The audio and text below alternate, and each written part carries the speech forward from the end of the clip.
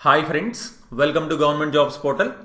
So మనం GK 1000 bits part 3కి వచ్చామండి. సో ఆల్రెడీ ఫస్ట్ 2 పార్ట్స్లో ఒక్కొక్క పార్ట్లో ఒక 50 బిట్స్ అనేవి మనం అప్లోడ్ చేయడం జరిగింది. ఇంతవరకు ఫస్ట్ 2 పార్ట్స్ చూడకపోయింటే కంపల్సరీగా చూడండి. అలాగే ఈ వీడియోస్ని తప్పకుండా లైక్ చేసి మీ ఫ్రెండ్స్ అందరికీ షేర్ చేయండి. అండ్ మీకు ఎలాంటి డౌట్ ఉన్నా సరే తప్పకుండా కింద కామెంట్ చేయండి. సో అలాగే జీజేపీ తెలుగు యాప్లో మనకి అరిథమెటిక్, రీజనింగ్, మోడర్న్ హిస్టరీ, అలాగే ఏపీ హిస్టరీ పెయిడ్ క్లాసెస్ అవైలబుల్గా ఉన్నాయండి. సో మనకి ఇండిపెండెన్స్ డే ఆఫర్ కింద మనం ఒక 10% డిస్కౌంట్ అనేది ఇవ్వడం జరుగుతుందన్నమాట. ఓన్లీ ఈ 3 డేస్ మాత్రమే, August 14th, 15th and 16th, only ఈ 3 డేస్ మాత్రమే ఈ ఆఫర్ ఉంటుంది. సో దీనికి ప్రోమో కోడ్ ఎంటర్ చేయాల్సి ఉంటుందండి. యాప్లో మీరు కార్ట్లో మీరు ఫైనల్గా బై చేసే టైంలోని ప్రోమో కోడ్ అడుగుతుంది అనమాట. సో అక్కడ మీరు ప్రోమో కోడ్ ఆగస్ట్ 15 అనే ఈ ప్రోమో కోడ్ ఎంటర్ చేస్తే మీకు 10% డిస్కౌంట్ అనేది రావడం జరుగుతుంది అనమాట. ఓకే, సో తప్పకుండా ఈ ఆఫర్ని యూటిలైజ్ చేసుకోండి. సో ఓకే, ఇప్పుడు మనం బిట్స్లోకి వెళ్ళిపోతాం. 101 క్వశ్చన్. నావీ డే, నౌకాదళ దినోత్సవం మనం ఏ రోజున జరుపుకుంటాము? Options: April 4th, January 25th, December 4th, 4th of July. So మనకి నౌకాదళ దినోత్సవం అనేది పర్టికులర్గా ఒక డే జరుపుకుంటాము. సో దాంట్లో భాగంగానే, అంటే ఒక ఆపరేషన్లో భాగంగా దీన్ని ఎవ్రీ ఇయర్ కూడా సెలబ్రేట్ చేసుకోవడం జరుగుతుంది. సో అది ఏ రోజు అంటే మనకి option C is the correct one అండి. December 4th is the answer. So 1971. So 1971 year importance ఏంటి మనకి అక్కడ అంటే, ఇండియా పాకిస్తాన్ మధ్య వార్ అనేది జరుగుతుంది. సో ఆ టైంలో మనకి ఇండియన్ నేవీ వాళ్ళు ఆపరేషన్ పేరేంటి మనకి, ఆపరేషన్ ట్రిడెంట్ అనేటటువంటి ఒక ఆపరేషన్ ని తీసుకొచ్చారు. అది కూడా పాకిస్తాన్లో ఉన్నటువంటి ఒక ఓడరేవు స్థావరం అన్నమాట. ఆ ఓడరేవు స్థావరం ఏంటి అంటే కరాచీ. ఆ కరాచీ ప్లేస్ లో మనకి ఈ ఆపరేషన్ అనేది తీసుకురావడం జరిగింది. ఇది ఒక ప్రమాదకరమైనటువంటి ఆపరేషన్. సో ఎవ్రీ ఇయర్ కూడా మనం December 4th అంటే ఈ ఆపరేషన్ ట్రిడెంట్ యొక్క గుర్తింపుగా, జ్ఞాపకార్థంగా మనం నావీ డే అనేది సెలబ్రేట్ చేసుకుంటాము. 102nd question. The Dhanvantari award is related to which field? So ఇంకా రిమైనింగ్ ఆప్షన్స్ చూడలేదండి, సారీ. సో January 25th మనం ఎవ్రీ ఇయర్ ఏం సెలబ్రేట్ చేసుకుంటున్నాము? సో మీ అందరికీ తెలిసే ఉంటుంది. Jan 26th వచ్చేసి మనకి ఏంటి, గణతంత్ర దినోత్సవం, రిపబ్లిక్ డే. అలాగే 25th ముందు రోజు వచ్చేసి మనం ఏం చెప్పుకుంటున్నాము అంటే నేషనల్ ఓటర్స్ డే అనేది సెలబ్రేట్ చేసుకుంటున్నాము, జాతీయ ఓటర్ల దినోత్సవం. And next 4th of July వచ్చేసి మనం ఆల్రెడీ ప్రీవియస్ క్వశ్చన్ లో చూసాము, అంటే ప్రీవియస్ క్లాసెస్ లో July 4th ఏ డేగా జరుపుకుంటున్నాం మనం, అమెరికా యొక్క ఇండిపెండెన్స్ డేగా సెలబ్రేట్ చేసుకోవడం జరుగుతుంది. రైట్, సో యుఎస్ యొక్క ఇండిపెండెన్స్ డే అన్నమాట. సో మనకి ఇండియాకి August 15th ఇండిపెండెన్స్ ఎలాగో అమెరికా కూడా ఇండిపెండెన్స్ అలాగే. And next 102nd question. The Dhanvantari award is related to which field? Dhanvantari award ఏ రంగానికి సంబంధించింది? Options: sports, medical science, economics, none of the above. So Dhanvantari award అనేది పర్టికులర్ గా ఇది హోమియోపతికి రిలేటెడ్ అన్నమాట. హోమియోపతి అనేటటువంటి దానికి ఇది రిలేటెడ్. హోమియోపతి అనేది వీటిలో దేంట్లో రిలేటెడ్ అయింది? మెడికల్ సైన్స్ లో రిలేటెడ్ అయింది, అంటే వైద్య శాస్త్రంలో రిలేటెడ్ అయింది. So answer is the B is the correct one అండి. మెడికల్ సైన్స్, వైద్య శాస్త్రంకి సంబంధించింది. అండ్ అలాగే మనకి ధన్వంతరి జయంతి అని కూడా నిర్వహిస్తున్నారు ఎవ్రీ ఇయర్ కూడా.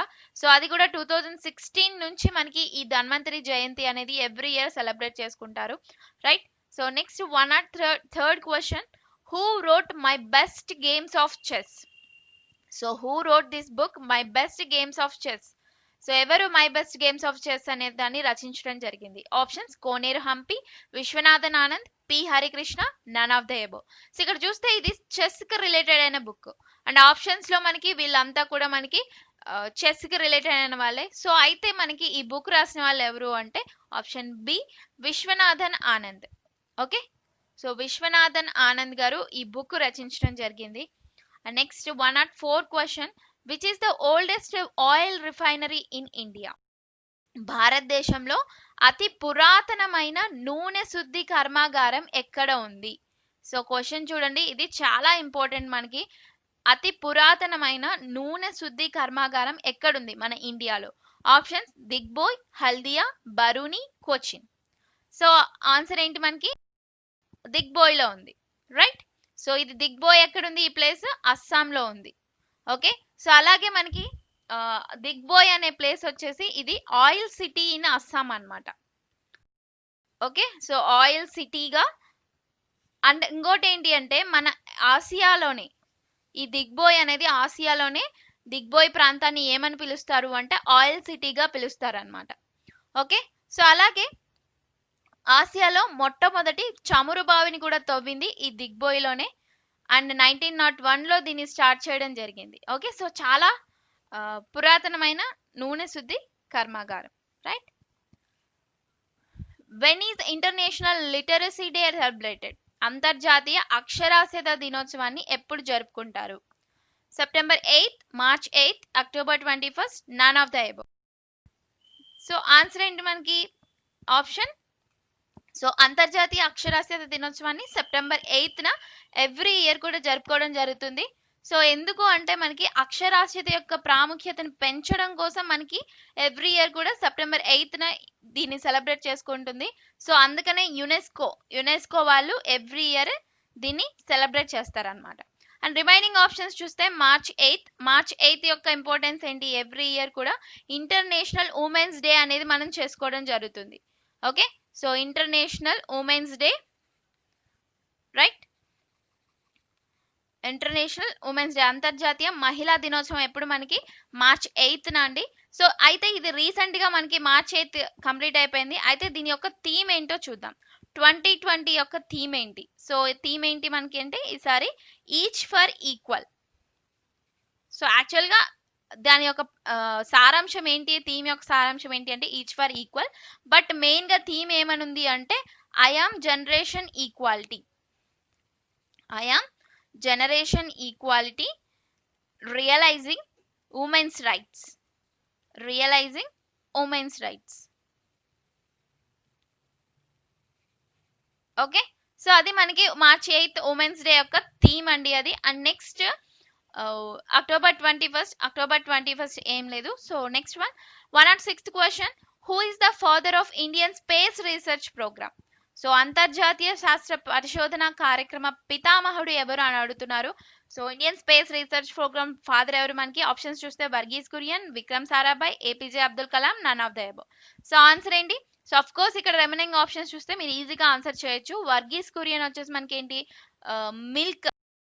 మిల్క్ రెవల్యూషన్ పితామహుడు, father of the milk revolution. పాలకు సంబంధించి చూస్తే మనకి ఎవరు, Verghese Kurien. And next APJ Abdul Kalam. So APJ Abdul Kalam గారు కూడా మనకి ఏపీజే అబ్దుల్ కలాం గారు వచ్చేసి మనకి ఈ ఇండియన్ స్పేస్ రీసెర్చ్ ప్రోగ్రామ్ సంబంధించిన వాళ్ళే, బట్ ఈయన ఫాదర్ కాదనమాట. సో ఇక్కడ రిమైనింగ్ ఆప్షన్స్ ఏంటి, Vikram Sarabhai. So Vikram Sarabhai is the answer for father of Indian space research programme అనమాట. ఓకే, సో ఇతని పూర్తి పేరు వచ్చేసి Vikram Ambalal Sarabhai. So next 107 question, when is the Sadbhavana Diwas celebrated? So జాతీయ సద్భావన దివస్ అనేది ఎప్పుడు జరుపుకుంటారు? సో ఆప్షన్స్ ఏంటి మనకి, August 7th, August 28th, October 2nd, October 21st. So జాతీయ సద్భావన దివస్ అనేది మెయిన్ గా మన former prime minister Rajiv Gandhi. So Rajiv Gandhi గారి యొక్క బర్త్ యానివర్సరీ సందర్భంగా మనం ఈ జాతీయ సద్భావన దివస్ అనేది జరుపుకోవడం జరుగుతుంది ఎవ్రీ ఇయర్ కూడా. బట్ ఏ డే జరుపుకుంటాము అంటే that is option B is the correct one. August 20th మనకి ఈ సద్భావన దివస్ అనేది సెలబ్రేట్ చేసుకుంటారు. And next October 2nd. So October 2nd మీ అందరికీ తెలిసిందే, it is a public holiday and main గా చెప్పాలి అంటే గాంధీ గారి Jayanti, right. So next 108 question, who is the first women to win the Jnanpith award? So Jnanpith award పొందినటువంటి తొలి మహిళ ఎవరు అని అడుగుతున్నారు. ఆప్షన్స్ ఏంటి మనకి, అరుంధతి రాయ్, మీరా కుమారి, ఆశాపూర్ణాదేవి, గిరిజా వ్యాస్. ఓకే, సో ఇక్కడ మనకి జ్ఞానపీఠ్ అవార్డు గురించి ఫస్ట్ తెలుసుకోవాలి మీరు. సో జ్ఞానపీఠ్ అవార్డు అనేది ఏంటిది మనకి, లిటరేచర్ అవార్డు, సాహితీ పురస్కారం లో మనకి ఇది అత్యున్నత పురస్కారం అనమాట, లిటరేచర్లలో ఇచ్చేది, రైట్. సో దీన్ని 1965 నుంచి ఇవ్వడం స్టార్ట్ చేశారు, బట్ దీన్ని స్థాపించింది 1964 నుంచి. అయితే ఫస్ట్ తీసుకున్న వ్యక్తి ఎవరు మనకి, శంకర్ కురూప్. అయితే మహిళల్లో ఫస్ట్ తీసుకున్న వ్యక్తి అని ఎవరో అడుగుతున్నారు. సో ఆప్షన్స్ కరెక్ట్ ఆన్సర్ ఏంటి మనకి? Option C Asha Purnadevi. So ఈవిడ రాసినటువంటి నవల ఏంటి అంటే ప్రథమ్ ప్రతిశ్రుతి. సో ఇది వచ్చేసి మనకి బెంగాలీ లిటరేచర్. ఓకే, సో ఈ అవార్డు పొందినటువంటి మొదటి మహిళ ఎవరు అంటే ASHA Purnadevi. And remaining people చూసుకుంటే అరుంధతి రాయ్. సో ఈవిడ వచ్చేసి ఒక ఆథరే, ఒక రైటర్ కూడా, బట్ ఈవిడ famous author and man Booker prize award కూడా గెలుచుకోవడం జరిగింది. అండ్ ఫేమస్ నావెల్ ఏంటి ఈవిడది అంటే the God of Small Things. దీన్ని 1997లో ఈవిడ రచించడం జరిగింది. And next Meera Kumar. So Meera Kumari వచ్చేసి మనకి తెలిసిందే, ఈవిడ speaker of the Lok Sabha, right. అది కూడా 15th లోక్సభ స్పీకర్ గా ఉన్నారు 2009 నుంచి 2014 వరకు. అండ్ నెక్స్ట్ గిరిజా వ్యాస్ గారి గురించి చూస్తే ఈవిడ ఒక పొలిటీషియన్. అలాగే ఈవిడ ఉమెన్స్ కమిషన్ ఉంది కదా, నేషనల్ కమిషన్ ఫర్ ఉమెన్, దానికి ఫార్మర్ ప్రెసిడెంట్ గా ఉన్నారు, రైట్. సో అలాగే ఈవిడ 15th లోక్సభ మెంబర్ గా కూడా పనిచేశారు. సో మెయిన్ గా మనం గుర్తుపెట్టుకోవాల్సింది ఈవిడ former president of national commission for women కి ప్రెసిడెంట్ గా ఉన్నారు గిరిజా వ్యాస్ వచ్చేసి. నెక్స్ట్ వన్, అండ్ మీరు present national commission for women కి ఎవరు ప్రెసిడెంట్ గా ఉన్నారు కామెంట్ సెక్షన్ లో ఆన్సర్ చేయండి. Next 109 question, who is the author of the book my country my life? So my country my life book యొక్క రచయిత ఎవరు అని అడుగుతున్నారు. ఆప్షన్స్ వచ్చేసి LK Advani, M Venkaiah Naidu, Atal Bihari Vajpayee, M Karunanidhi. So my country my life book రచయిత ఎవరు మనకి? He's LK Advani garu. So LK Advani full name ఏంటి అంటే Lal Krishna Advani. So he is the deputy PM of our country. So ఎప్పుడు ఉన్నారు అంటే 2002 నుంచి 2004 ఆ టైంలో డిప్యూటీ ప్రైమ్ మినిస్టర్ గా ఉండడం జరిగింది ఎల్కే అద్వానీ గారు. అండ్ నెక్స్ట్ వెంకయ్య నాయుడు గురించి చూస్తే మనకి ఇక్కడ ఈయన ఒక బుక్ రాయడం జరిగింది. ఆ బుక్ పేరు వచ్చేసి మూవింగ్ ఫార్వర్డ్ అనే book, A year in office అన్నమాట. ఈయన బుక్ నేమ్ వచ్చేసి ఏంటి? Moving forward book. And next Atal Bihari Vajpayee, ఈయన మనకి ఫార్మర్ ప్రైమ్ మినిస్టర్ గా ఉన్నారు. అలాగే ఎం కరుణానిధి. సో ఈయన కూడా తమిళనాడు సీఎం గా పనిచేయడం జరిగింది కరుణానిధి గారు, అండ్ చనిపోవడం కూడా జరిగింది. So next 110 question, which city is known as అబోర్డ్ of the God? So అబోర్డ్ of the God అని ఏ నగరానికి పేరు అని అడుగుతున్నారు. సో ఆప్షన్స్ మనకి వారణాసి, అలహాబాద్, హైదరాబాద్, బద్రీనాథ్. ఓకే, సో అసలు ఈ అబోర్డ్ ఆఫ్ ది గాడ్ అని చెప్పి ఆ నగరానికి ఎవరు అంటే ఒక వ్యక్తి పేరు ఇవ్వడం జరిగింది. సో దాని గురించి మనం చూద్దాము. సో ఫస్ట్ ఆన్సర్ చూద్దాం. సో ఆన్సర్ వచ్చేసి ఏంటి మనకి? Allahabad. B is the correct one. So Allahabad ని మనం సిటీ ఆఫ్ ప్రైమ్ మినిస్టర్ అని కూడా అంటారు, అలాగే అబోర్డ్ ఆఫ్ ది గాడ్ అని కూడా పిలుస్తారు. అండ్ అలహాబాద్ వద్ద మనకి ఏమున్నాయి? గంగా, యమున, సరస్వతి, ఈ 3 నదులు సంగమం అవుతాయి అన్నమాట, కలుస్తాయి. సో అండ్ ఈ నగరాన్ని అలహాబాద్ ని సంగం నగరంగా కూడా పిలుస్తారు అనమాట. ఓకే, సో ఇంకొకటి అలహాబాద్ కి అబోర్డ్ ఆఫ్ ద గాడ్ అని చెప్పి జహాంగీర్ గారు పేరు పెట్టడం జరిగింది. సో ఇతను ఈ స్థలాన్ని ఒక హిందూ పవిత్ర ప్రదేశంగా గుర్తించారనమాట. సో జహాంగీర్ వచ్చేసి ఎవరు మనకి? ఒక ముఘల్ చక్రవర్తి, రైట్. సో అలహాబాద్ ని ఇంకా ఏమని నేమ్స్ తో పిలిచేవారు అంటే ప్రయాగ్రాజ్. సో ప్రయాగ్రాజ్ అని పిలుస్తారు, అలాగే ఇలహాబాద్ అని కూడా పిలవడం జరుగుతుంది. ఓకే, సో మనకి ఇంతకీ అలహాబాద్ ఏ రాష్ట్రంలో ఉంది? ఇది ఉత్తరప్రదేశ్ లో ఉంది, రైట్. సో ఇది 110 క్వశ్చన్ కి answer. Answer is B. 111 question, where is the Indian institute of remote sensing? Indian institute of remote sensing అనేది మనకి ఎక్కడ ఉంది అనే క్వశ్చన్ అడుగుతున్నారు. సో ఆప్షన్స్ వచ్చేసి మనకి Pune, Ahmedabad, Dehradun, none of the above. Okay, so మనకి ఈ Indian institute of remote sensing అనేది ఎక్కడుంది? సో ఆన్సర్ వచ్చేసి మనకి ఎక్కడుంది? ఇది డెహ్రాడూన్ లో ఉంది. ఓకే, సో డెహ్రాడూన్ లో మనకి IIRS. ఓకే, సో ఈ డెహ్రాడూన్ వచ్చేసి మనకి ఎక్కడుంది? ఉత్తరాఖండ్ లో ఉండడం జరిగింది, UK, that means Uttarakhand. And 1966 లో మనకి ఈ Indian institute of remote sensing అనే దాన్ని ఏర్పాటు చేయడం జరిగింది.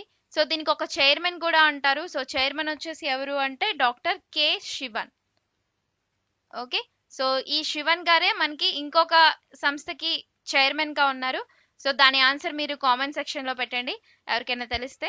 ఓకే, సో ఇది దీని గురించి. Next 112 question, the biggest bird, ప్రపంచంలో మనకి అత్యంత పెద్ద పక్షి ఏది అని అడుగుతున్నారు. సో ఆన్సర్ వచ్చేసి ఏంటి, మనకి ఇక్కడ ఆప్షన్స్ ఏమున్నాయి, hummingbird, ostrich, swift, none of the above. So answer వచ్చేసి ఏంటి మనకి ostrich. Option B is the correct one అండి.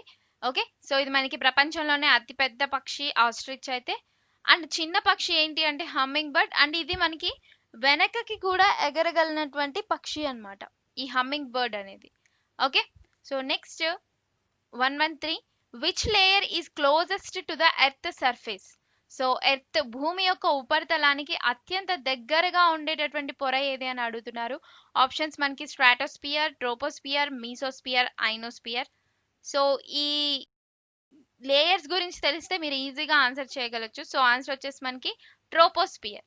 సో భూమికి అతి దగ్గరగా, ఉపరితలానికి దగ్గరగా ఫస్ట్ ఉండేది ఏంటి అంటే మనకి ట్రోపోస్పియరే. ఆ తర్వాత నెక్స్ట్ ఉన్నటువంటి స్పియర్ ఏది అంటే స్ట్రాటోస్పియర్. ఈ స్ట్రాటోస్పియర్ లోనే మనకి ఓజోన్ లేయర్ అనేది ఉంటుంది. అండ్ స్ట్రాటోస్పియర్ కంటే పైన ఉండేది మనకి మీసోస్పియర్. అండ్ మీసోస్పియర్ ఎబో ఉండేది మనకి ఏంటి అంటే థర్మోస్పియర్. థర్మోస్పియర్ ఎబో ఉండేది ఎక్సోస్పియర్ అన్నమాట.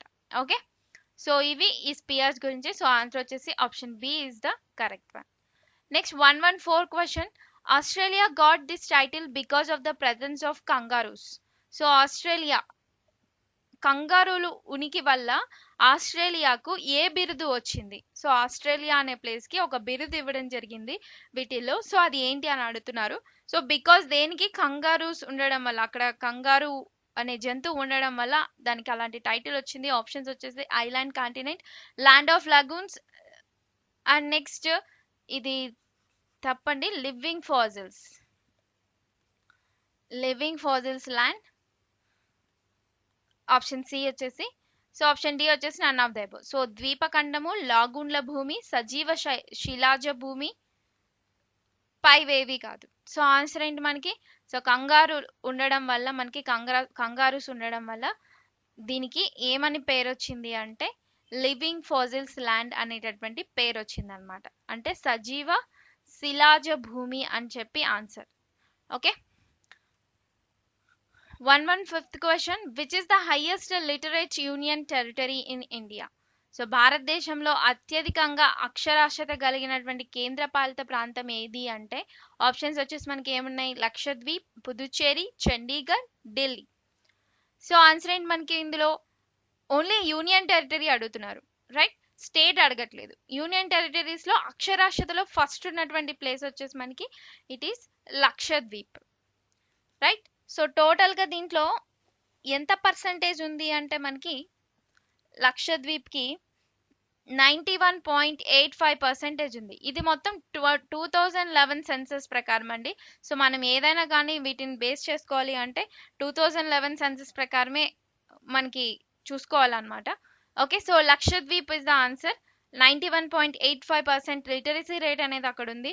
అండ్ నెక్స్ట్ లక్షద్వీప్ అనేది యూనియన్ టెరిటరీ అయితే కేరళలో మనకి హైయెస్ట్ లిటరసీ రేట్ అనేది ఉంటుందన్నమాట, అది స్టేట్ లో వచ్చేసి. 116th question, Pandit Shivkumar Sharma is famous for which art. Pandit Shivkumar Sharma ఏ కళలో ప్రసిద్ధులు అని అడుగుతున్నారు. Options guitar, santoor, mridangam, violin.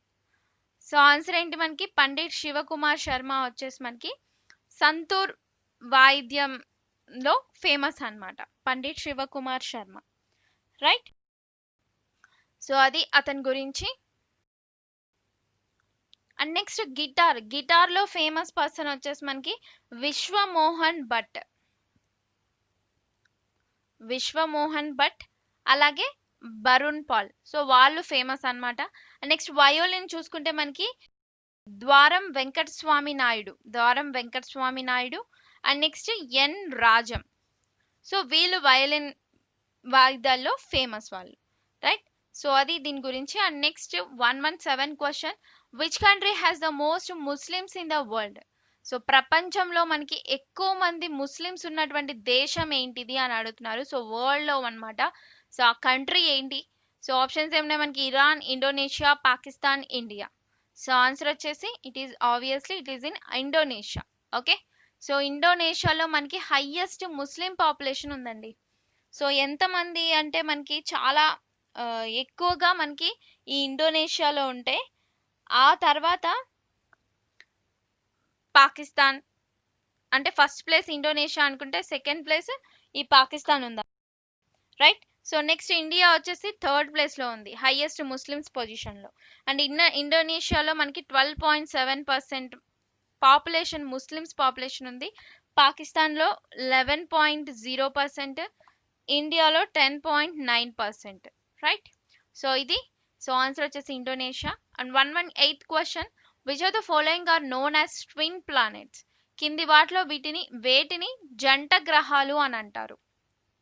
Twin planets are కవలలు అని కూడా అంటారు.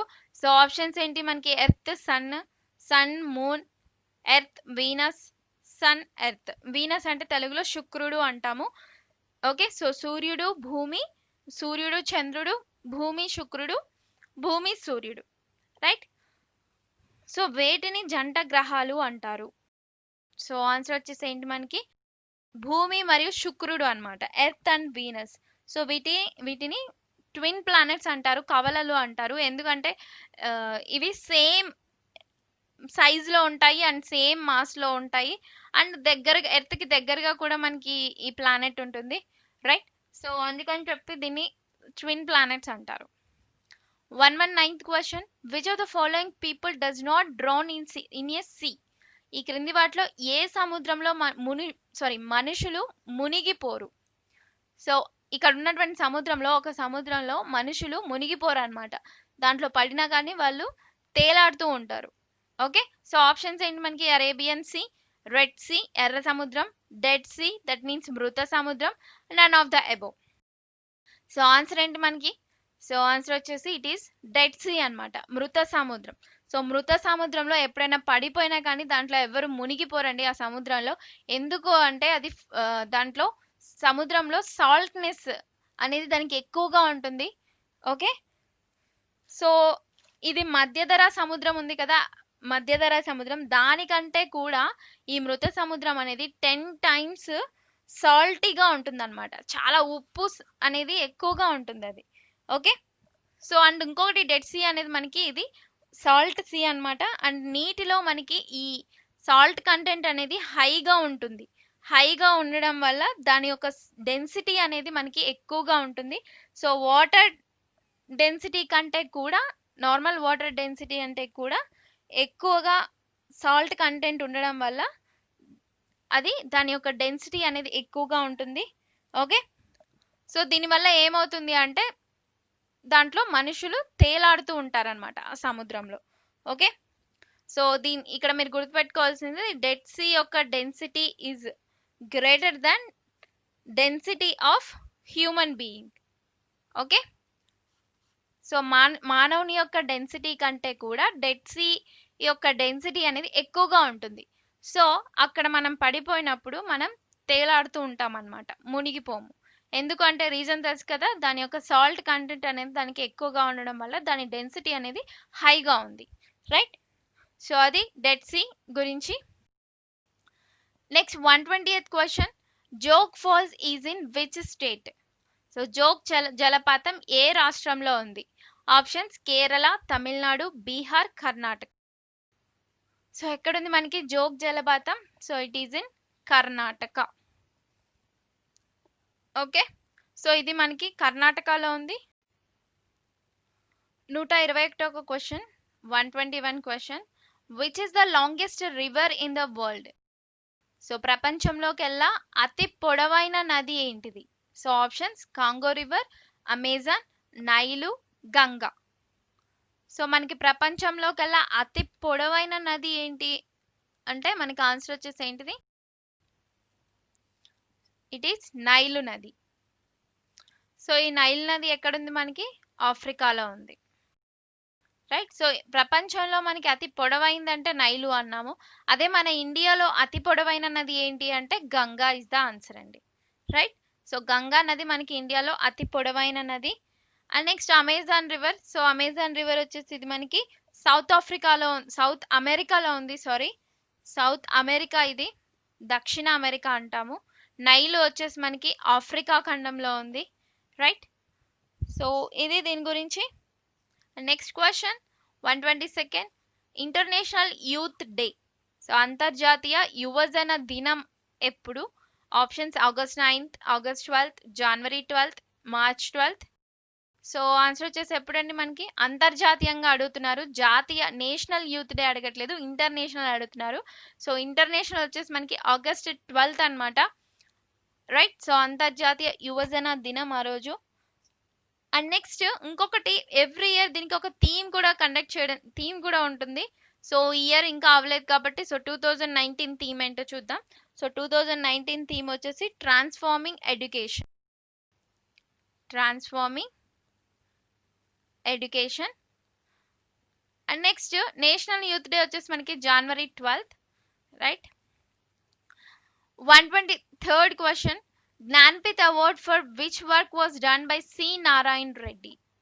సో జ్ఞాన్పీఠ్ అవార్డ్ గురించి ఇక్కడ అడుగుతున్నారు. సో ఏంటి క్వశ్చన్ అంటే మనకి సి నారాయణ రెడ్డి గారి యొక్క ఏ రచనకు గాను జ్ఞాన్పీఠ్ అవార్డ్ అనేది వచ్చింది అని క్వశ్చన్ అడుగుతున్నారు.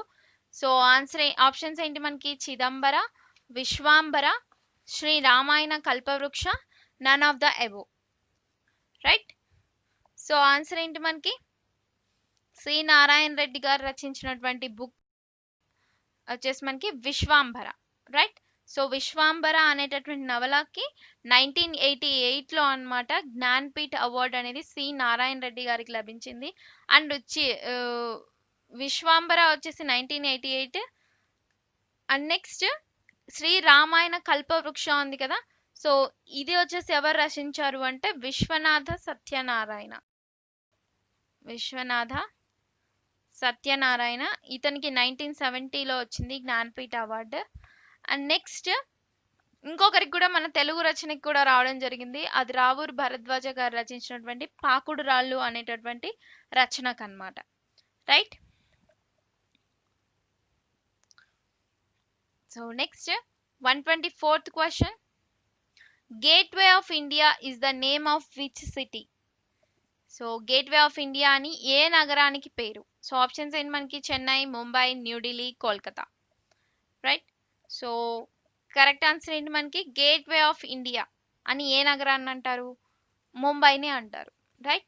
సో ముంబైకి ఎంట్రన్స్ లోనే ఒక గేట్వే లాగా ఉంటుంది. సో అందుకని చెప్పి మనకి గేట్వే ఆఫ్ ఇండియా అన్నారు. అండ్ ఇంకోటి ఏంటి అంటే మనకి king George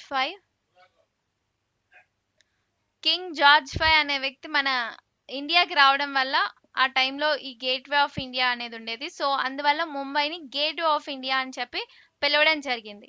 so next question 125th question who is the Indian Bismarck. So Indian Bismarck అని ఎవరికి పేరు? ఆప్షన్స్ ఏంటి మనకి Advani, Morarji Desai, Sardar Vallabhbhai Patel, none of the above. So ఉక్కు మనిషి అని కూడా అతనికి పేరండి. సో ఆన్సర్ వచ్చేసి మనకి సర్దార్ వల్లభాయ్ పటేల్ అంటారు. సో ఇతన్ని ఇండియన్ బిస్మార్క్ అంటారు. అండ్ ఇంకొకటి ఐరన్ మ్యాన్ అని కూడా అంటారు. నెక్స్ట్ వచ్చేసి స్ట్రాంగ్ మ్యాన్ ఆఫ్ ఇండియా అని కూడా ఇతనే అంటారు అనమాట. Right. So next 126th question which of the following is not a UNESCO world heritage list biosphere reserve. So which of the following is UNESCO world heritage list biosphere reserve. So ఇక్కడున్న వాటిల్లో UNESCO world heritage జాబితాలో ఉన్నటువంటి biosphere reserves ఏంటివి అని అడుగుతున్నారు. Options వచ్చేసి మనకి Nilgiri biosphere reserve, Sundarbans, Nanda Devi, all of the above. So answer ఏంటి మనకి? సో ఫస్ట్ మనకి యునెస్కో వరల్డ్ హెరిటేజ్ లిస్ట్ చూడాలి బయోస్పియర్ రిజర్వ్స్ లో ఎన్ని ఉన్నాయి ఏంటి అని. సో టోటల్ గా మనకి ఒక 18 ఉంటాయి biosphere reserves UNESCO heritage list లో. సో అందులో ఇవి ఉన్నాయా లేవా అని చూసుకోవాలన్నమాట. సో మనకి నీలగిరి బయోస్పియర్ రిజర్వ్ ఫస్ట్ చూసుకుంటే సో ఇది వచ్చేసి మనకి దేశంలోనే మొట్టమొదటి బయోస్పియర్ రిజర్వ్ అన్నమాట. ఈ నీలగిరి వచ్చేసి 1986లో దీన్ని స్థాపించడం జరిగింది. ఐ మీన్ దీన్ని ఐడెంటిఫై చేయడం జరిగింది. అండ్ ఇది ఎక్కడుంది అంటే మనకి తమిళనాడు, కేరళ, కర్ణాటక ఆ ప్రాంతాల్లో మనకి ఈ నీలగిరి బయోస్పియర్ రిజర్వ్ ఉంది. అండ్ నెక్స్ట్ నందాదేవి వచ్చేసి మనకి ఎక్కడుంది, ఇది ఉత్తరాఖండ్ లో ఉంది. And next one Panna Sundarbans. So Sundarbans వచ్చేసి ఆల్రెడీ అందరికీ తెలిసే ఉంటుంది, it is West Bengal. So Nilgiri వచ్చేసి మనకి తమిళనాడు, కేరళ, కర్ణాటక, రైట్. సో ఇక్కడ ఈ మూడు కూడా మనకి వరల్డ్ హెరిటేజ్ లిస్ట్ లో ఉన్నాయి. సో ఆన్సర్ వచ్చేసి మనకి all of the above. So option D is the correct one అండి, all of the above. And next 127 question, what is the current number of member states in European union? European union లో ప్రస్తుత సభ్య దేశాల సంఖ్య ఎంత అని అడుగుతున్నారు. So options ఏంటి మనకి 25, 27, 28, 32. సో యూరోపియన్ యూనియన్ గురించి తెలిస్తే మనం దీన్ని ఆన్సర్ చేయగలుగుతాము. సో ఆన్సర్ వచ్చేసి మనకి ఏంటి, ఎంతమంది సభ్య దేశాలు ఉన్నారు ప్రెసెంట్ అంటే, సో ఇట్ ఈస్ 27 అన్నమాట. సో 27 మెంబర్ స్టేట్స్ అయితే మనకి ప్రెసెంట్ దీంట్లో ఉన్నారు. సో ఇక్కడ మనకి 27 కంట్రీస్ ఉన్నాయి. అండ్ యూరోపియన్ యూనియన్ వచ్చేసి మనకి 1951లో ఏర్పాటు అయ్యింది. అండ్ ఇంకొకటి యూరోపియన్ యూనియన్ అంటే మనకి ఇవన్నీ కలిసి ఒక ఉమ్మడి కరెన్సీ అనేది కూడా ఉంటుందన్నమాట దీంట్లో.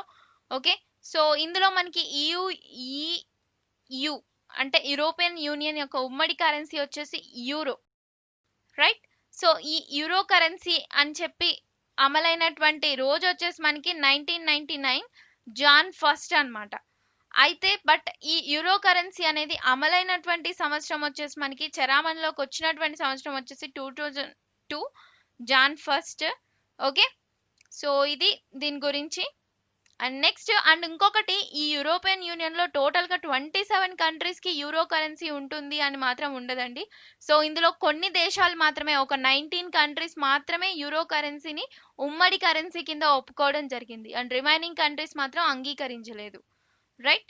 సో వాటిలో బ్రిటన్, డెన్మార్క్, స్వీడన్ ఇవి అంగీకరించలేదు, రైట్. సో ఫస్ట్ లో 28 కంట్రీస్ ఉండేవి అండ్ 1 కంట్రీ వచ్చేసి విత్డ్రా చేసుకోవడం జరిగింది యూరోపియన్ యూనియన్ నుంచి, right. So next 128 question, which of the following is a member of the United nations that uses veto power? So ఈ కింది వాటిలో వీటో అధికారాన్ని ఉపయోగించే ఐక్యరాజ్య సమితి యొక్క అంగము అంటే ఏ భాగము వీటో అధికారాన్ని ఉపయోగిస్తుంది అని క్వశ్చన్ అడిగారు. సో ఇక్కడ మనకి ఆప్షన్స్ ఏంటి, general secretary, general assembly, and next board of trustees, next one security council. So veto అధికారం ఉపయోగించేటటువంటి దానికి ఒకటే ఉందండి వీటన్నిటిలో. సో మనకి యునైటెడ్ నేషన్స్ లో మొత్తం ఎన్ని పార్ట్స్ ఉన్నాయి అంటే మనకి 6 విభాగాలు ఉన్నాయి, రైట్. సో దాంట్లో మెయిన్ గా జనరల్ అసెంబ్లీ అని ఒకటి ఉంది. అండ్ నెక్స్ట్ సెక్యూరిటీ కౌన్సిల్, ఆ తర్వాత ఆర్థిక సామాజిక మండలి అంటాము. And next trustees, board of trustees అంటే ధర్మకర్తృత్వ మండలి, దీన్నే మనం ట్రస్టీషిప్ కౌన్సిల్ అని కూడా అంటాము, రైట్. Trusteeship council. సో ఈ ఆప్షన్ ట్రస్టీషిప్ కౌన్సిల్ అనుకోండి, బోర్డ్ ఆఫ్ ట్రస్టీస్ కాకుండా. ఓకే, సో ఇది టైప్ మిస్టేక్, దీన్నే ధర్మకర్తృత్వ మండలి అంటాము. అండ్ నెక్స్ట్ 5th వన్ అంతర్జాతీయ న్యాయస్థానం. అండ్ 6th వన్ సెక్రటేరియట్, అంటే సెక్రటేరియట్ అన్నమాట, సచివాలయం. సో ఏ భాగం మనకి ఉంటుంది వీటో అధికారాన్ని ఉపయోగించింది? సో ఆన్సర్ వచ్చేసి security council. Okay, 129th question, Indonesia currency. So options వచ్చేసి మనకి రియల్, రూపాయి, వన్ మీన్స్ WON అన్నమాట. So and 4th option none of the above. So Indonesia currency ఏంటి మనకి? సో ఇండోనేషియా కరెన్సీ వచ్చేసి రూపాయా. అండ్ నెక్స్ట్ రిమైనింగ్ చూసుకుంటే మనకి ఇంకా ఇండోనేషియా గురించి. సో ఇండోనేషియా క్యాపిటల్ వచ్చేసి ఏంటి మనకి జకార్తా, రైట్. సో అలాగే నెక్స్ట్ ఇండోనేషియా ప్రెసిడెంట్ ఎవరు మనకి present, Djoko Widodo. Okay, so next వచ్చేసి రియాల్. సో రియాల్ కరెన్సీ వచ్చేసి మనకి MN కంట్రీ, అదే విధంగా సౌదీ అరేబియా అండ్ MN ఈ 2 కంట్రీస్ యొక్క కరెన్సీ వచ్చేసి రియాల్. అండ్ నెక్స్ట్ ఇది వచ్చేసి 1. సో 1 వచ్చేసి ఏ కంట్రీ యొక్క కరెన్సీ అంటే మనకి సౌత్ కొరియా. దక్షిణ కొరియా. సో దక్షిణ కొరియా యొక్క క్యాపిటల్ ఏంటి మనకి Seoul. Seoul is the south Korea capital, right.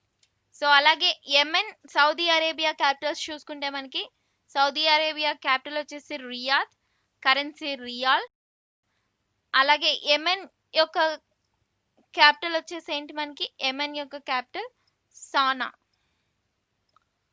Right. So next 130th question. The only capital city not on the banks of the river Europe. Europe నది ఒడ్డున లేని ఏకైక రాజధాని నగరం ఏది అని అడుగుతున్నారు. సో ఆప్షన్స్ మనకి Madrid, Paris, Rome, London. So answer ఏంటి మనకి, it is in C, Rome, right. So మనకి యూరోప్ నది ఒడ్డున లేనటువంటి ఏకైక రాజధాని నగరం ఏంటి అంటే Rome is the correct one. 131 question. Which of the following countries is not a member of G7 countries? Okay, so ఈ క్రింది దేశాల్లో G7 లో సభ్య దేశం కానిది ఏంటి అని అడుగుతున్నారు. సో ఆప్షన్స్ వచ్చేసి Canada, France, China, Germany. So first మనం G7 కంట్రీస్ గురించి తెలిస్తే మనకి ఆన్సర్ ఆటోమేటిక్ గా తెలిసిపోతుంది, రైట్. సో ఈ G7 కంట్రీస్ మనకి 1975లో ఏర్పాటయ్యాయి అన్నమాట. సో స్టార్టింగ్ లో ఇవి G7 గానే ఉండేవి. అయితే ఆ తర్వాత మనకి రష్యా అనే కంట్రీ జాయిన్ అయ్యి G7 లో G8 గా చేంజ్ అవ్వడం జరిగింది. ఆ తర్వాత మళ్ళీ 2014లో ఈ G8 నుంచి రష్యా అనేది బహిష్కరించబడింది అనమాట. సో అప్పటి నుంచి G7 కంట్రీస్ గానే ఉండిపోయాయి. సో ఏ ఏ కంట్రీస్ ఉన్నాయి మనకి దీంట్లో అంటే USA, Canada, Germany, Italy, Britain, France, Japan. And Japan ఒక్కటే మనకి ఏకైక ఆసియా కాంటినెంట్ లో ఉన్నటువంటి కంట్రీ అన్నమాట. సో రిమైనింగ్ అన్ని డిఫరెంట్, రైట్. సో ఇక్కడ మనకి లేనిది ఏంటిది ఇక్కడ అంటే only China, right. So answer ఏంటి మనకి ఇక్కడ option C, China is the correct one. Okay, so next 132 question. Name of which city is steel city of India? So city of steel అని ఏ నగరానికి పేరు? స్టీల్ సిటీ ఆఫ్ ఇండియా అని అంటారు, and city of steel అని కూడా ఒక నగరానికి పేరు అనమాట. రెండు సేమే. So what is the answer? So options ఏంటి మనకి, Bokaro, Jamshedpur, Rourkela, Visakhapatnam. City of steel, steel city of India. So ఏది ఆన్సర్ వచ్చేసి మనకి, so option B, Jamshedpur is the answer అండి. So which city is the steel city of India అంటే Jamshedpur is the correct answer. 133rd question. Dibrugarh biosphere reserve. Dibrugarh biosphere reserve is in which state? Dibrugarh biosphere reserve ఏ రాష్ట్రంలో ఉంది అని అడుగుతున్నారు. Options వచ్చేసి మనకి Odisha, Manipur, Assam, Meghalaya. So answer ఏంటి? సో ఇది ఎక్కడుంది మనకి అంటే అస్సాంలో ఉంది. సో దీన్ని ఇంకోటి కూడా పిలుస్తారు దిబ్రూ సైకోవా నేషనల్ పార్క్ అని. Dibru Saikhowa national park. And ఇది మనకి 1997లో ఏర్పాటు అవడం జరిగింది. సో ఇది వచ్చేసి మనకి అస్సాంలో ఏర్పాటు చేశారనమాట. ఓకే, సో ఇది చాలా చిన్నది అన్నమాట ఈ బయోస్పియర్ రిజర్వ్ అనేది, right. So next one. Which of the following country has independence day August 15th? Has celebrated independence day in August 15 అని అడుగుతున్నారు. సో ఈ క్రింది వాటిలో August 15 స్వాతంత్ర దినంగా గల దేశం ఏంటిది అని అడుగుతున్నారు. సో ఆప్షన్స్ వచ్చేసి మనకి South Africa, Sri Lanka, republic of Korea, Nepal. So answer ఏంటి మనకి, ఇట్ ఈస్ ఆప్షన్ సి అన్నమాట. సో మన ఇండియాతో పాటు August 15th ఇండిపెండెన్స్ డే జరుపుకునేది it's republic of Korea. So ఇక్కడ మనకి సౌత్ కొరియా, నార్త్ కొరియా, అలాగే ఇంకా బహ్రెయిన్, నెక్స్ట్ కాంగో. సో ఈ కంట్రీస్ మనకి ఇండియాతో పాటు August 15th సెలబ్రేట్ చేసుకుంటాయి అన్నమాట independence day celebrations. Okay, next 135th question, where is the Indian national science academy? So Indian national science academy అనేది ఎక్కడ ఉంది అని అడుగుతున్నారు.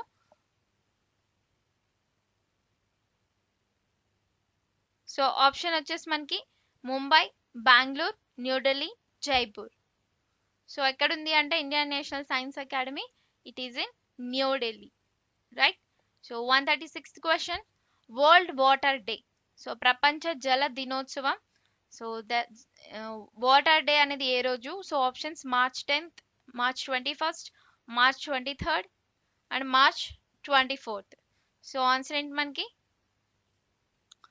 సో ఇది ఎప్పుడు జరుపుకుంటాము అంటే ఎవ్రీ ఇయర్ కూడా మనం మార్చ్ 22nd జరుపుకుంటాం వరల్డ్ వాటర్ డే అనేది, రైట్. 22nd March. సో ఇక్కడ ఏ ఆప్షన్స్ కూడా లేవు, so it's a type mistake అండి. So 22nd is the answer, March 22nd. So option B is the correct one. So water day అనేది March 22nd every year జరుపుకుంటారు. So year theme చూద్దాం. 2020 theme ఏంటి? So theme వచ్చేసి ఈసారి మనకి climate change and water రెండు కలిపి ఇవ్వడం జరిగింది. సో ఆన్సర్ వచ్చేసి ఏంటి థీమ్ అంటే వాటర్ అండ్ క్లైమేట్ చేంజ్. ఇది మనకి థీమ్ అన్నమాట. Water and climate change is the world water day యొక్క థీము అండ్ ఎవ్రీ ఇయర్ కూడా మార్చ్ 22nd జరుపుకుంటాం ప్రపంచ జల దినోత్సవాన్ని. Next 137th question, wire is the nuclear power corporation of India head quartered? So nuclear power corporation of India ప్రధాన కార్యాలయం ఎక్కడుంది? So options New Delhi, Dhanbad, Mumbai, Jaduguda. So ఈ కార్యాలయం ఎక్కడుంది అంటే మనకి ముంబైలో ఉంది, రైట్. సో దీన్ని 1987లో ఏర్పాటు చేయడం జరిగింది న్యూక్లియర్ పవర్ కార్పొరేషన్ ఆఫ్ ఇండియాని. ఓకే, సో క్రికెట్ క్రూసేడ్స్ యొక్క గ్రంథకర్త ఎవరు? సో ఆన్సర్ వచ్చేసి ఏంటి మనకి? Is Garry Sobers. Okay, so Garry Sobers is the answer correct అండి. సో క్రికెట్ క్రూసేడ్స్ అనేటటువంటి గ్రంథాన్ని, ఒక బుక్ ని రచించింది Garry Sobers. Okay, so next 139th question, from which year are the Arjuna awards given? Arjuna awards ని ఏ సంవత్సరం నుండి ఇస్తున్నారు? సో ఆప్షన్స్ ఏంటి మనకి? 1961, 1960, 1965, 1956. So Arjuna awards. సో ఈ అవార్డ్స్ మనకి ఏ రంగంలో ఇస్తారు? మనకి స్పోర్ట్స్ రంగంలో ఇవ్వడం జరుగుతుంది అండ్ ఎవ్రీ ఇయర్ కూడా మనకి అర్జున అవార్డ్స్ ఇవ్వడం జరుగుతుంది. అయితే ఏ ఇయర్ నుంచి ఇస్తున్నారు? సో ఆన్సర్ వచ్చేసి 1961 నుంచి ఇస్తున్నారండి అర్జున అవార్డ్స్ ని. అండ్ ఫస్ట్ అర్జున అవార్డ్ అనేది ఎవరికి వచ్చింది? First Arjuna awards. సో దీని ఆన్సర్ మీరు తెలిస్తే కామెంట్ సెషన్ లో ఆన్సర్ చేయండి.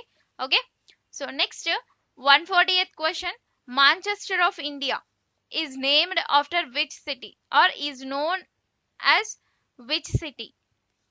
Okay, so Manchester of India అని ఏ నగరానికి పేరు అని అడుగుతున్నారు. ఆప్షన్స్ వచ్చేసి అహ్మదాబాద్, సూరత్, ముంబై, కోయంబత్తూర్. సో ఆన్సర్ వచ్చేసి ఏంటి మనకి? అహ్మదాబాద్ అన్నమాట, రైట్. సో ఎందుకు అహ్మదాబాద్ ని మాంచెస్టర్ ఆఫ్ ఇండియా అంటున్నారు?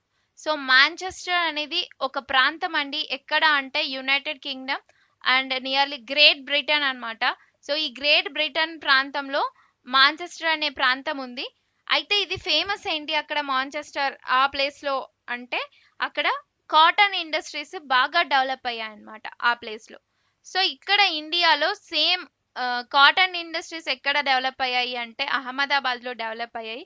So it is similar to that అన్నమాట, కాటన్ ఇండస్ట్రీస్ డెవలప్ అవడం అనేది. సో అందుకని చెప్పి మాంచెస్టర్ ఆఫ్ ఇండియా అని దేన్ని అంటారు అంటే అహ్మదాబాద్ అంటారు. Because of it developed cotton industries అన్నమాట. టెక్స్టైల్ ఇండస్ట్రీస్, కాటన్ ఇండస్ట్రీస్ అంటే వస్త్ర పరిశ్రమలు అనేవి బాగా అభివృద్ధి చెందిన ప్రాంతం ఏది అంటే మనకి అహ్మదాబాద్. అండ్ సో ఇది answer 140th is the option A is the correct answer. 141 question, who was the first to propose the formation of South Asian Regional Cooperation Council, SARC? సో సార్క్ దక్షిణాసియా ప్రాంతీయ సహకార మండలి ఏర్పాటుని మొట్టమొదటిసారిగా ప్రతిపాదించింది ఎవరు అని అడుగుతున్నారు. సో ఆప్షన్స్ వచ్చేసి మనకి Sukarno, Jawaharlal Nehru, Zia ur Rahman, Nasser. So answer వచ్చేసి మనకి జియా ఉర్ రెహమాన్. సో ఇతను ఈ దక్షిణాసియా ప్రాంతీయ సహకార మండలిని ప్రపోజ్ చేయడం జరిగింది. ఓకే, సో ఈ సార్క్ అంటే మనకి దీన్ని 1985లో దీన్ని ఏర్పాటు చేయడం జరిగింది అనమాట. దీంట్లో టోటల్ గా మనకి 8 మెంబర్ కంట్రీస్ ఉంటాయి. అందులో India, Pakistan, Nepal, Bhutan, next one Bangladesh, ఆ తర్వాత మాల్దీవ్స్, ఆఫ్ఘనిస్తాన్, శ్రీలంక. సో ఇవి దీంట్లో ఉన్నటువంటి 8 మెంబర్ కంట్రీస్, రైట్. సో చివరి సభ్య దేశం వచ్చేసి మనకి ఆఫ్ఘనిస్తాన్. ఓకే. సో జియా ఉర్ రెహమాన్ ఎవరు అంటే మనకి అప్పట్లో బంగ్లాదేశ్ యొక్క ప్రెసిడెంట్. సో ఈయన యొక్క సూచనల మేరకే దీన్ని ఏర్పాటు చేయడం జరిగింది. ఓకే. సో అలాగే మనకి సార్క్ లో ఒక అగ్రిమెంట్ కూడా తీసుకొచ్చారు. ఆ అగ్రిమెంట్ వచ్చేసి SAFTA, that means South Asia free trade agreement. అది మనకి ఏ ఇయర్ లో వచ్చింది అంటే 2006 సంవత్సరంలో రావడం జరిగింది. ఓకే. సో దీనికి సంబంధించి ఎవ్రీ ఇయర్ కూడా మనకి సమిట్స్ అనేవి జరుగుతూ ఉంటాయి. Okay. So next one 142nd question. In which year did the United Nations International Children's Fund UNICEF win the Nobel Peace Prize? ఐక్యరాజ్య సమితి అంతర్జాతీయ బాలల నిధి యునిసెఫ్ ఏ సంవత్సరంలో నోబెల్ శాంతి బహుమతిని గెలుచుకోవడం జరిగింది? ఓకే. సో ఇది మనకి ఏంటి అంటే ఈ సంస్థ ఐక్యరాజ్య సంస్థలో ఒక అనుబంధ సంస్థ. ఇది చిల్డ్రన్స్ ఫండ్స్ కి సంబంధించింది. సో దీని యొక్క హెడ్ క్వార్టర్స్ ఎక్కడ ఉన్నాయి అంటే ఇది మనకి న్యూయార్క్ లో ఉంది. అండ్ దీన్ని ఎప్పుడు ఏర్పాటు చేశారు అంటే 1946లో దీన్ని ఏర్పాటు చేయడం జరిగింది. అయితే మనకి ఈ సంస్థకి సంబంధించి నోబెల్ శాంతి బహుమతి అనేది ఏ ఇయర్ లో లభించింది అని క్వశ్చన్ అడుగుతున్నారు. సో ఆన్సర్ వచ్చేసి మనకి 1965లో మనకి నోబెల్ పీస్ ప్రైజ్ అనేది ఈ సంస్థకి లభించింది. 143rd question. Which of the following Indians served in the international court of justice? ఈ క్రింది వారిలో అంతర్జాతీయ న్యాయస్థానంలో పనిచేసినటువంటి భారతీయులు ఎవరు అని అడుగుతున్నారు. సో మనకి ఇంటర్నేషనల్ కోర్ట్ ఆఫ్ జస్టిస్ అనేది మనకి ఐక్యరాజ్య సమితిలో ఒక విభాగం అన్నమాట. సో మనకి టోటల్ గా 6 విభాగాలు ఉన్నాయి. సో అందుట్లో ఒక విభాగం ఈ ఇంటర్నేషనల్ కోర్ట్ ఆఫ్ జస్టిస్. దీని యొక్క హెడ్ క్వార్టర్స్ వచ్చేసి మనకి ఎక్కడుంది అంటే ది హేగ్ అనే ప్లేస్ లో ఉంది. ది హేగ్ అనేది మనకి నెదర్లాండ్స్ లో ఉంది, right. So Netherlands the Hague is the head quarters of the international court of justice. And ఇంకొకటి దీంట్లో ఎంతమంది న్యాయమూర్తులు ఉంటారు అంటే టోటల్ గా 15 మెంబర్స్ ఉంటారండి. 15 మంది న్యాయమూర్తులు ఉంటారు. ప్రతి న్యాయమూర్తి యొక్క పదవీ కాలం వచ్చేసి 9 ఇయర్స్ ఉంటుంది. అండ్ ఎవ్రీ 3 ఇయర్స్ కి ఒకసారి దీంట్లో పదవి విరమణ అనేది జరుగుతూ ఉంటుంది. అయితే ఇక్కడ క్వశ్చన్ ఏంటి అంటే ఇక్కడ ఇచ్చినటువంటి ఆప్షన్స్ లో మనకి ఎవరు భారతదేశానికి సంబంధించిన వాళ్ళు అక్కడ న్యాయమూర్తులుగా పనిచేశారని అడుగుతున్నారు. సో ఇక్కడ ఉన్నటువంటి ఆప్షన్స్ లో మనకి ఏంటి ఆన్సర్ అంటే బిఎన్ రావు. సో బిఎన్ రావు, బెనగల్ నరసింహారావు. సో ఇతను అంతర్జాతీయ న్యాయస్థానంలో భారతదేశానికి సంబంధించినటువంటి వ్యక్తిగా పనిచేయడం జరిగింది. అలాగే ఇతనితో పాటు ఇంకా నాగేందర్ సింగ్, ఆర్ఎస్ పాఠక్. సో వీళ్ళు కూడా మనకి అంతర్జాతీయ న్యాయస్థానంలో పనిచేసినటువంటి భారతీయులు. సో ఆన్సర్ వచ్చేసి option A. 144th question. How many permanent member states are included in the Security Council? భద్రతా మండలిలో శాశ్వత సభ్య దేశాలు ఎన్ని? Security Council, United Nations Security Council అంటే ఐక్యరాజ్య సమితి యొక్క భద్రతా మండలి ఇది. ఓకే. సో 6 విభాగాలు ఉంటాయి అని చూసాం కదా యునైటెడ్ నేషన్స్ లో. సో అందులో ఇంటర్నేషనల్ కోర్ట్ ఆఫ్ జస్టిస్ ఒకటి అండ్ సెక్యూరిటీ కౌన్సిల్ కూడా ఒకటి అనమాట. అయితే ఇక్కడ మనకి శాశ్వత సభ్య దేశాలు ఎన్ని అని అడుగుతున్నారు. ఈ భద్రతా మండలిలో టోటల్ గా ఎన్ని సభ్య దేశాలు ఉంటాయి అంటే టోటల్ గా 15 ఉంటాయి. అయితే మొత్తం సభ్య దేశాలు 15 ఉంటాయి. అయితే దీంట్లో మనకి పర్మనెంట్, నాన్ పర్మనెంట్ అనేవి ఉంటాయి అన్నమాట. అంటే శాశ్వతంగా ఉండేటటువంటి సభ్య దేశాలు ఉంటాయి. అలాగే టెంపరీగా అంటే కొన్ని రోజుల వరకు ఉండేటటువంటి సభ్య దేశాలు కూడా ఉంటాయి. అయితే ఎన్ని సభ్య దేశాలు ఉన్నాయి పర్మనెంట్ గా అంటే ఆన్సర్ వచ్చేసి మనకి 5. సో టోటల్ గా 5 కంట్రీస్ వచ్చేసి మనకి పర్మనెంట్ మెంబర్స్ గా ఉంటారు. నాన్ పర్మనెంట్ మెంబర్స్ వచ్చేసి టోటల్ గా 10 కంట్రీస్ ఉంటాయి, రైట్. సో ఆ 5 కంట్రీస్ ఏంటివి? పర్మనెంట్ సభ్య దేశాల్లో 10 కంట్రీస్ ఏంటివి అంటే మనకి France, America, Britain, Russia, China. Okay.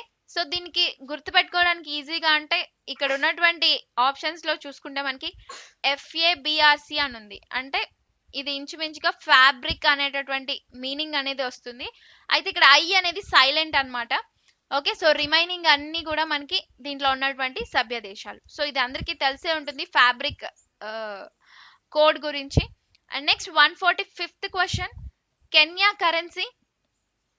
So Kenya currency ఏంటి అని అడుగుతున్నారు. సో ఆప్షన్స్ ఏంటి? Option A dollar, shilling, franc, quetzal. Okay, so దానికంటే ముందు కెన్యా యొక్క క్యాపిటల్ ఏంటి, కెన్యా యొక్క ప్రెసిడెంట్ ఎవరు, వాటి గురించి చూద్దాం. సో కెన్యా యొక్క క్యాపిటల్ వచ్చేసి మనకి నైరోబి, అలాగే ప్రెసిడెంట్ వచ్చేసి Uhuru Kenyatta. Uhuru Kenyatta is the president of the Kenya. And next, so Kenya currency వచ్చేసి మనకి shilling. Option B is the correct one అండి, shilling. And next remaining options చూస్తే మనకి డాలర్. సో డాలర్ వచ్చేసి మనకి ఏ దేశ currency ఉంది అంటే మనకి ఒక 20+ కంట్రీస్ కి ఇది డాలర్ అనేది కరెన్సీగా ఉంది. సో ఫర్ ఎగ్జాంపుల్ చూస్తే ఆస్ట్రేలియా దేశ కరెన్సీ వచ్చేసి మనకి dollar. Next Canada, United states, New Zealand, Namibia, Jamaica, కొన్ని ఆఫ్రికన్ కంట్రీస్. సో ఇవి అన్ని కూడా డాలర్ కరెన్సీగా ఉన్నటువంటి దేశాలు. Next franc, FRANC, franc. ఈ కరెన్సీ వచ్చేసి మనకి గినియా యొక్క దేశ కరెన్సీ, రైట్. సో గినియా వచ్చేసి మనకి ఒక ఆఫ్రికన్ కంట్రీ ఇది. నెక్స్ట్ క్వెడ్జల్. సో క్వెడ్జల్ వచ్చేసి గ్వాటిమాలా యొక్క కరెన్సీ. గ్వాటిమాలా అనేది మనకి సెంట్రల్ అమెరికాలో ఉన్నటువంటి ఒక ప్రాంతం, అదే ఒక దేశం అన్నమాట. Next 146th question, which city is called holy city in world. So holy city, ప్రపంచంలో హోలీ సిటీ అని ఏ నగరానికి పేరు? ఆప్షన్స్ మనకి Gaya, Jerusalem, Mecca, Varanasi.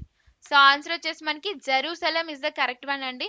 So holy city is the answer. And next 147th question, in which state is the Kangchenjunga biosphere reserve is located. So Kangchenjunga biosphere reserve అనేది ఏ రాష్ట్రంలో ఉంది అని అడుగుతున్నారు. ఆప్షన్స్ వచ్చేసి మనకి Meghalaya, Karnataka, Sikkim, Odisha. So Kangchenjunga biosphere reserve వచ్చేసి మనకి సిక్కింలో ఉంది. 148th question, what is the Sri Lankan independence day.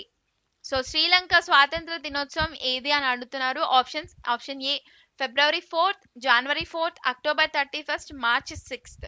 So Sri Lanka దేశం యొక్క ఇండిపెండెన్స్ డే ఎప్పుడు అంటే మనకి February 4th is the answer అండి. అండ్ నెక్స్ట్ January 4th వచ్చేసి ఏంటి అంటే మనకి ఆ రోజు world Braille day. Okay, so Braille day. So January 4th వచ్చేసి మనకి బ్రైలీ యొక్క జన్మదినోత్సవం అన్నమాట. సో అతను మనకి ఒక లిపిని కనుగొనడం జరిగింది, అందుల కోసం, బ్లైండ్ పీపుల్ కోసం ఒక లిపి కనుగొన్నారు. ఆ లిపి ఏంటి అంటే బ్రైలీ లిపి. ఓకే, సో దానికి గుర్తుగా January 4th world Braille day అనేది జరుపుకోవడం జరుగుతుంది. Next 149th question, which country has the longest Coast line in the world. ప్రపంచంలో అతి పొడవైనటువంటి తీరరేఖ కలిగినటువంటి దేశం ఏది అని అడుగుతున్నారు. సో ఆప్షన్స్ వచ్చేసి మనకి చైనా, కెనడా, అమెరికా, రష్యా అనేది ఉంది. ఓకే, సో మనకి ప్రపంచంలో పొడవైన తీరరేఖ కలిగినటువంటి దేశం వచ్చేసి Canada is the answer. So option B is the answer అండి. సో ఎవరికైతే ఇంకా ప్రపంచంలో వచ్చేసి మనకి లాంగెస్ట్ కోస్ట్ లైన్ వచ్చేసి కెనడా. అదే ఇండియాలో లాంగెస్ట్ కోస్ట్ లైన్ ఉన్నటువంటి కంట్రీ ఏది? ఎవరికైనా తెలిస్తే ఆన్సర్ చేయండి కామెంట్ సెక్షన్ లో. సో మన భారతదేశంలో పొడవైన తీరరేఖ కలిగినటువంటి రాష్ట్రం ఏది అని క్వశ్చన్. సో ఆన్సర్ చేయండి ఇండియాలో. Next 150th question, where is the institute of immunology located. Institute of immunology ఎక్కడ ఉంది అని అడుగుతున్నారు. సో ఆప్షన్స్ వచ్చేసి మనకి హైదరాబాద్, న్యూఢిల్లీ, బెంగళూరు, కోల్కతా. ఓకే, సో ఈ సంస్థనే మనకి NIIగా డెవలప్ అయింది. NII అంటే మనకి నేషనల్ ఇన్స్టిట్యూట్ ఆఫ్ ఇమ్యూనాలజీ అంటాము. సో ఇది ఎక్కడుంది అంటే మనకి న్యూఢిల్లీలో ఉంది. So New Delhi is the answer అండి. సో ఈ NII అనేది 1981లో దీన్ని స్టార్ట్ చేయడం జరిగింది. అండ్ ఈ ఇన్స్టిట్యూట్ నుంచే మనకి ఫస్ట్ వ్యాక్సిన్ అనేది వచ్చింది. దేనికి అంటే లెప్రసీ మీద అన్నమాట, అంటే కుష్టి వ్యాధి మీద ఒక వ్యాక్సిన్ రావడం జరిగింది. ఆ వ్యాక్సిన్ నేమ్ వచ్చేసి mycobacterium indicus pranii is the vaccine for leprosy. And ఈ NII యొక్క చైర్మన్ ఎవరు? ప్రజెంట్ చైర్మన్ అంటే MGK మీనన్. ఓకే, సో ఇది, so option B is the correct one. So okay guys, thanks for watching. ఈ వీడియోలో మనం ఒక 50 బిట్స్ చూడడం జరిగింది. సో నెక్స్ట్ వీడియోలో మరొక 50 బిట్స్ చూద్దాం. సో తప్పకుండా ఈ వీడియోని లైక్ చేసి మీ ఫ్రెండ్స్ అందరికీ కంపల్సరీగా షేర్ చేయండి. So thanks for watching and have a nice day. Bye.